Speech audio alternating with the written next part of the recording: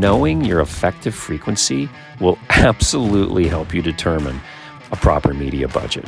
But the decision as to exactly how many exposures are needed in a media plan is a judgment call. And why is that? Well, because it depends on your overall marketing, where you are as a brand. Hi, this is Chuck Fetterly, and you're listening to Media in the Moment. We have another Q&A Tuesday, and today's question is, how do I set a media budget for my ad campaign? Now, we get this question all the time, and sometimes the question comes to us as, do I have enough budget for my campaign? Or do I have enough money to do television? Or how much money should we put towards Facebook? So no matter your situation, we believe determining your media budget involves many considerations. The first is, what is the outcome that you are looking for? Or is there a specific goal or objective? Are you looking to do awareness, site traffic, generate leads? All of this will influence our choices of media and will obviously then impact media budget. What creative formats do you have to work with? Do you have video? Do you have audio? Do you have some display or print ads? This will certainly help choose the media mix and, again, influence media budget. Who is your intended audience? You know, the cost to reach a particular demographic versus another could be higher, could be lower. Where is your audience? This is a big one. Are you local? Are you regional? Are you buying national, the entire country? What devices does your audience tend to consume media on? When can you reach them, as in time of day or day of week? And when can also mean what time of year do you want to advertise? You know, we just saw an article earlier this year about how Facebook was saying, January is the time to come in and bid on ad units because the demand is really low. Well, we've known that on the TV side for decades. But certainly when, as in time of year, can influence how much money you will need for your media budget. And then lastly, how long do you want to advertise? Sometimes you need a few weeks, sometimes you need a few months. So your media planner is going to review all these items. And folks, this all revolves around strategy, right? These all should sound somewhat familiar. But the planner should then estimate your costs, and they'll arrive at a media budget that addresses the overall strategy. Now, they will suggest to you a level of investment to achieve, either that awareness goal or perhaps a revenue goal that you require.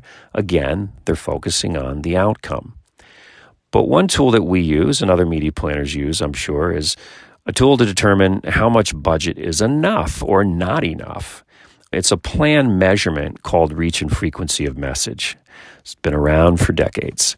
Now, for example, a plan that requires a media budget of $25,000 could reach 50% of your target audience with 5 exposures. This is the outcome or the conclusion of this software, this calculation, right?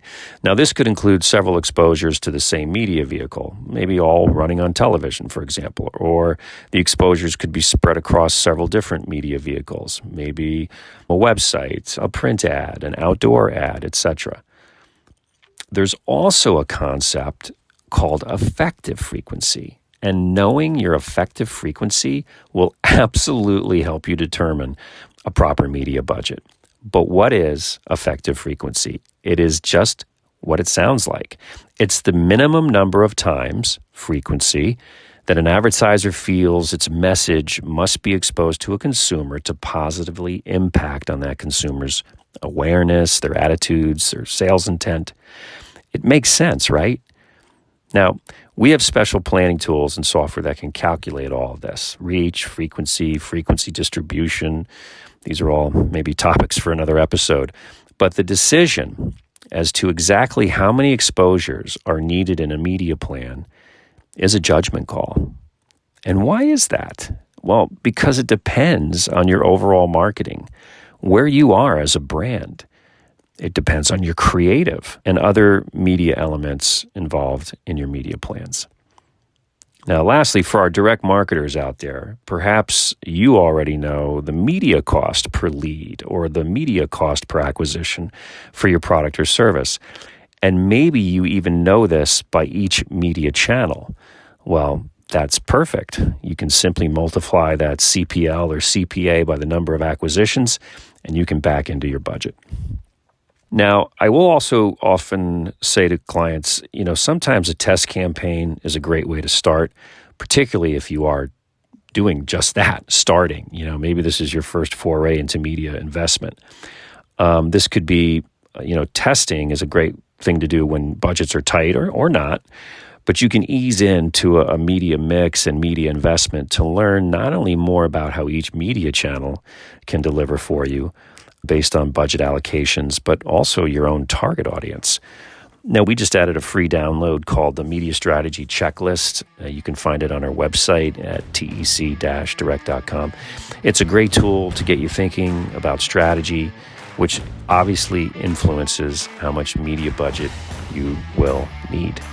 I hope this has been helpful. I'm Chuck Fetterly, and you've been listening to Media in the Moment.